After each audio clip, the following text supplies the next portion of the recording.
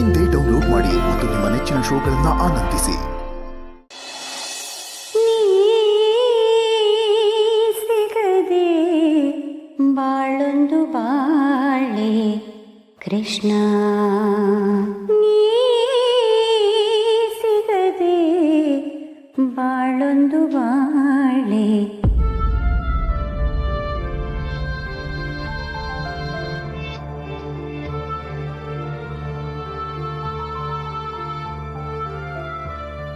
ಹಾಡಿ. ನೀ ಸಿಗದೆ ಬಾಳೊಂದು ಬಾಳೆ ಕೃಷ್ಣ, ನಾ ತಾಳಲಾರೆ ಈ ವಿರಹ ಕೃಷ್ಣ. ನೀ ಸಿಗದೆ ಬಾಳೊಂದು ಬಾಳೆ ಕೃಷ್ಣ.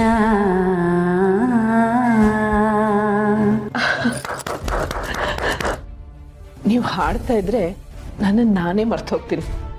ಸದ್ಯ ನಿಮಗೆ ಮಾತ್ರೆ ಕೊಡೋದನ್ನ ಮರಿದೆ ಅಂದ್ರೆ ಸರಿ. ತೊಳಿ. ನೀವು ನಿಮ್ಮ ಮನೆಯವ್ರ ಬಗ್ಗೆ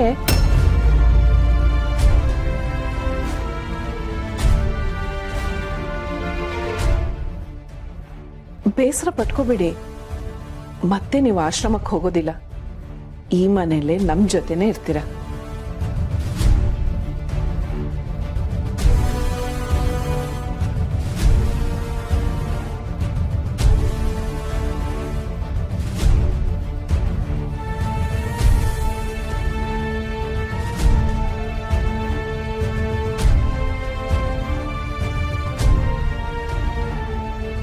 ಈಗ ಸಂತೋಷನಾ?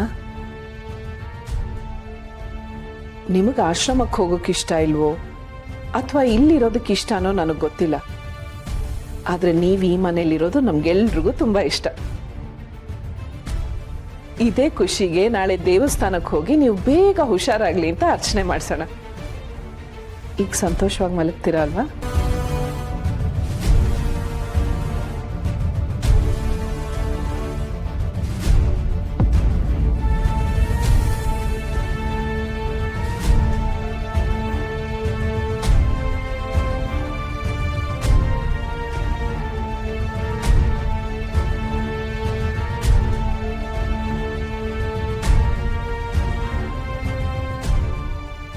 ಇಷ್ಟು ವರ್ಷ ತನ್ನವ್ರು ಯಾರೂ ಇಲ್ಲದೆ ಬದುಕಿದ್ದಾರೆ. ಈಗ ಈ ಪ್ರೀತಿ, ಸಂಬಂಧಗಳು, ಬಾಂಧವ್ಯ ಇದೆಲ್ಲ ಅವ್ರಿಗೆ ಇಷ್ಟ ಆಗ್ತಾ ಇದೆ. ಪಾಪ ಆಶ್ರಮಕ್ಕೆ ಹೋದರೆ ಮತ್ತೆ ಇದೆಲ್ಲ ಎಲ್ಲಿ ಕಳ್ಕೊತೀನೋ ಅನ್ನೋ ಭಯ. ಆದರೆ ಅದನ್ನು ಹೇಳ್ಕೊಳಕ್ಕಾಗ್ತಿಲ್ಲ ಅಷ್ಟೆ. ಭಗವಂತ, ಪ್ರೀತಿನ ಹುಡುಕೋ ಪ್ರತಿ ಜೀವಕ್ಕೂ ಪ್ರೀತಿ ಸಿಗಬೇಕು.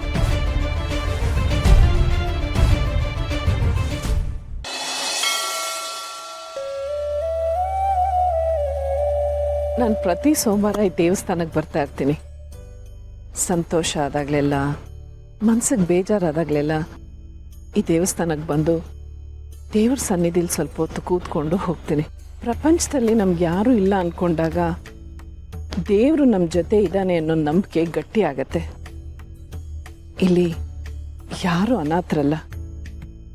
ದೇವ್ರ ಮೇಲೆ ನಮಗಿರೋ ಭಕ್ತಿ, ದೇವ್ರಿಗೆ ನಮ್ಮ ಮೇಲಿರೋ ಪ್ರೀತಿ ಇವೆರಡೂ ಸೇರಿದ್ರೆ ನಾವು ದೇವ್ರ ಮಕ್ಕಳಾಗ್ತೀವಿ. ನಮ್ಮಲ್ಲಿ ಯಾರದೇ ಹುಡ್ತಬ್ಬ ಆಗಲಿ, ಶುಭ ಕಾರ್ಯಗಳಾಗಲಿ ಈ ದೇವಸ್ಥಾನಕ್ಕೆ ಬಂದು ಅನ್ನ ಸಂತರ್ಪಣೆ ಮಾಡಿಸ್ತೀನಿ. ನಾನು ದೇವ್ರಿಗೆ ಪ್ರಸಾದ ಮಾಡುವಾಗ ಮಾಧವ್ ಅವರು ಇಲ್ಲಿಗೆ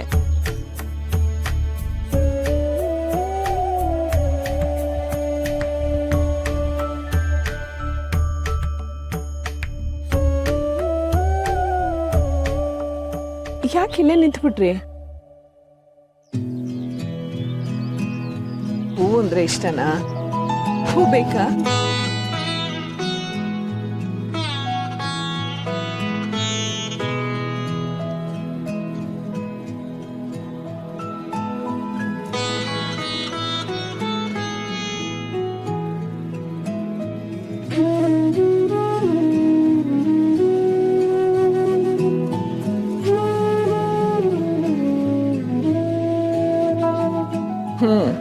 ತುಂಬಾ ಮುದ್ದಾಗಿ ಕಾಣ್ತಾ ಇದ್ದೀರಾ. ಸಾಕ್ಷಾತ್ ದೇವತೆ ಇದ್ದಾಗಿದ್ದೀರಾ.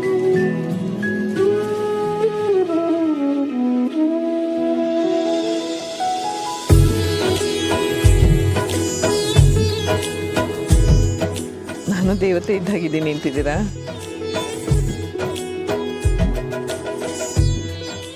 ಸರಿ ಬನ್ನಿ, ಮೊದಲು ದೇವ್ರ ದರ್ಶನ ಮಾಡೋಣ.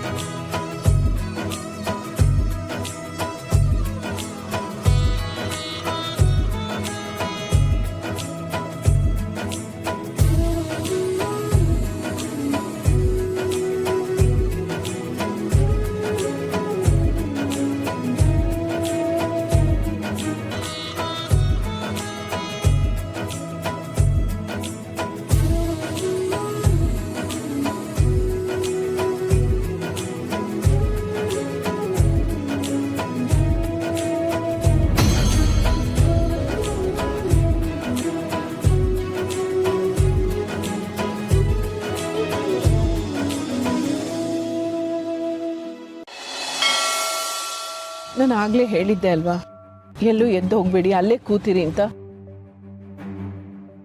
ನೀವ್ ಯಾಕೆ ಮತ್ತೆ ಆ ಕಡೆಗೆ ಎದ್ದು ಹೋದ್ರಿ? ನಾನು ಪ್ರದಕ್ಷಿಣೆ ಹಾಕೊಂಡು ಬರೋ ಅಷ್ಟೊತ್ತಿಗೆ ನೀವು ಕಾಣಿಸ್ತಾ ಇದ್ದಿದ್ದು ನೋಡಿ ನನ್ಗೆ ಎಷ್ಟು ಭಯ ಆಯ್ತು ಗೊತ್ತಾ?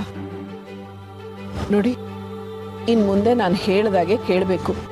ನನ್ಗೆ ಹೇಳಿದೆ ಏನು ಮಾಡಬಾರ್ದು, ಎಲ್ಲಿಗೂ ಹೋಗ್ಬಾರ್ದು.